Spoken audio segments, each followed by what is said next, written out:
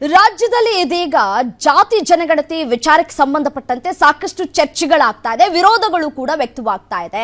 ಒಕ್ಕಲಿಗ ಆಯ್ತು, ಲಿಂಗಾಯತ ಆಯ್ತು, ಇದೀಗ ಕುರುಬರ ಸರದಿ ಶುರುವಾಗಿದೆ. ಕುರುಬರು ಕೂಡ ಜನಸಂಖ್ಯೆಯಲ್ಲಿ ನಾವಿಷ್ಟೇ ಇರೋದಾ ಅನ್ನುವಂತಹ ಪ್ರಶ್ನೆಯನ್ನ ಮಾಡ್ತಾ ಇದ್ದಾರೆ.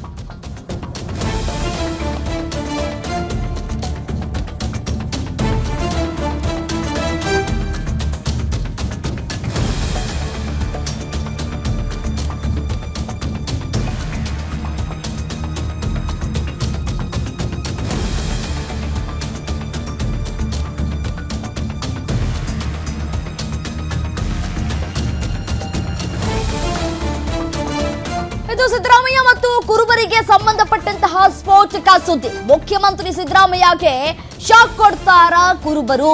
ಸಿಎಂ ಸಿದ್ದರಾಮಯ್ಯಗೆ ಸ್ವಜಾತಿ ಮುಖಂಡರಿಂದಲೇ ಆಘಾತ ಎದುರಾಗುವ ಎಲ್ಲ ಸಾಧ್ಯತೆಗಳು ಕಾಣಿಸ್ತಾ ಇದೆ. ಸಿದ್ದರಾಮಯ್ಯ ವಿರುದ್ಧ ತಿರುಗಿ ಬೀಳುತ್ತಾ ಕುರುಬ ಸಮುದಾಯ.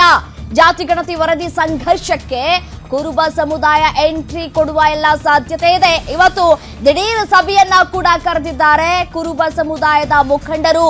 ಜಾತಿ ಗಣತಿ ವರದಿ ಸಂಬಂಧ ಚರ್ಚೆ ಮಾಡೋದಕ್ಕೆ ಕುರುಬರು ಸಭೆಯನ್ನ ಕರೆದಿದ್ದಾರೆ. ಸಿದ್ದು ಪರ ಬ್ಯಾಟಿಂಗ, ಸಿಎಂ ವಿರುದ್ಧವೇ ಆಕ್ರೋಶವನ್ನ ವ್ಯಕ್ತಪಡಿಸ್ತಾರಾ ಗೊತ್ತಿಲ್ಲ, ಕಾದ್ ನೋಡ್ಬೇಕಾಗಿದೆ. ಸಭೆಯನ್ನ ನಡೆಸ್ತಾರೆ. 45 ಲಕ್ಷ ಇದ್ದಾರೆ ಅನ್ನೋದು ಗೊತ್ತಾಗ್ತಾ ಇದೆ ಕುರುಬ ಸಮುದಾಯದಲ್ಲಿ. ಇಷ್ಟೇನಾ, ಬರೀ 45 ಲಕ್ಷ ಅಷ್ಟೇ ಇದೀವ ನಾವು ಕುರುಬರು ಅಂತ ಹೇಳಿ ಕುರುಬ ಸಮಾಜದವರು ಪ್ರಶ್ನೆ ಮಾಡ್ತಾ ಇದ್ದಾರೆ. ಇದೀಗ ಸಿಎಂ ಸಿದ್ದರಾಮಯ್ಯನವರಿಗೆ ಇದೊಂದು ಮತ್ತೊಂದು ಕಂಟಕ ಆಗುವಂತಹ ಎಲ್ಲ ಸಾಧ್ಯತೆಗಳು ಕೂಡ ಇರುವಂತದ್ದು. ಒಕ್ಕಲಿಗ ಆಯ್ತು, ಒಕ್ಕಲಿಗರ ಸಂಖ್ಯೆಯಲ್ಲಿ ಕೇವಲ 82 ಲಕ್ಷ ಅಷ್ಟೇ ಜನರ ಇರೋದು ಅನ್ನುವಂತಹ ಪ್ರಶ್ನೆಗಳು, 82,000 ಜನ ಅಷ್ಟೇ ಇರೋದಾ ಅನ್ನುವಂತಹ ಪ್ರಶ್ನೆಗಳನ್ನ ಒಕ್ಕಲಿಗ ನಾಯಕರು ಕೂಡ ಮಾಡ್ತಾ ಇದ್ರು. ನಿನ್ನೆ ಅದರಂತೆ ಡಿ ಕೆ ಶಿವಕುಮಾರ್ ಅವರು ಕೂಡ ಸಭೆಯನ್ನ ಕೂಡ ನಡೆಸಿದ್ದಾರೆ. ಸಭೆಯಲ್ಲಿ ಚರ್ಚೆಗಳು ಕೂಡ ಆಗಿದೆ.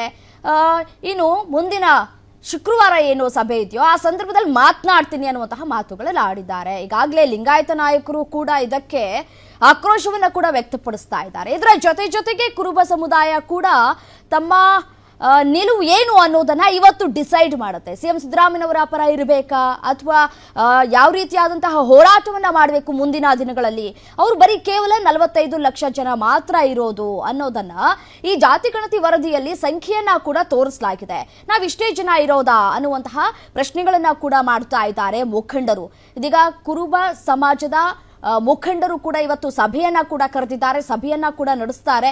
ಸಭೆಯಲ್ಲಿ ಯಾವ ರೀತಿಯಾದಂತಹ ಸ್ಟ್ಯಾಂಡ್ ಅನ್ನ ಅನುಸರಿಸಬೇಕು ಅನ್ನೋದರ ಕುರಿತು ಚರ್ಚೆಗಳಾಗುತ್ತೆ. ಬರೀ ಕುರುಬ ಸಮಾಜದಲ್ಲಿ ಹಾಲು ಕುರುಬರು ಇದ್ದಾರೆ, ಅದೇ ರೀತಿಯಾಗಿ ಜೇನು ಕುರುಬರಿದ್ದಾರೆ. ಸಾಕಷ್ಟು ಸಂಖ್ಯೆಯಲ್ಲೂ ಕೂಡ ದೊಡ್ಡ ಮಟ್ಟದಲ್ಲಿದೆ ಕುರುಬ ಸಮುದಾಯ ಕೂಡ.